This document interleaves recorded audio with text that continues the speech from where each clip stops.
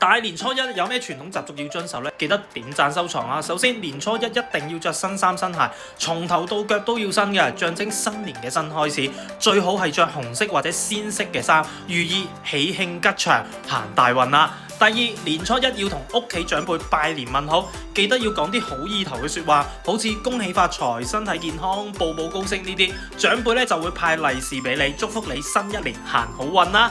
第三，飲食方面都有講究喎。傳統上年初一早餐要食齋或者食湯圓、年糕呢啲吉祥嘅食物，記住唔好食粥啊，因為古時窮人先至食粥㗎，驚影響成年嘅運勢。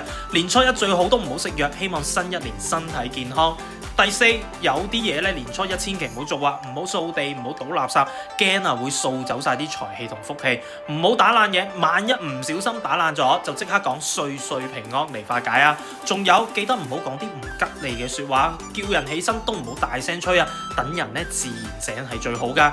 第五，年初一要拜祭祖先同埋神明，多謝佢哋過去一年嘅保佑，祈求新一年平平安安、順順利利啊！最後啊，年初一要去親戚朋友屋企拜年，傳統上已婚女士咧年初二先至返娘家，年初一要留喺老公屋企，不過而家好多人都冇咁講究啦。好啦，以上就係大年初一嘅傳統習俗。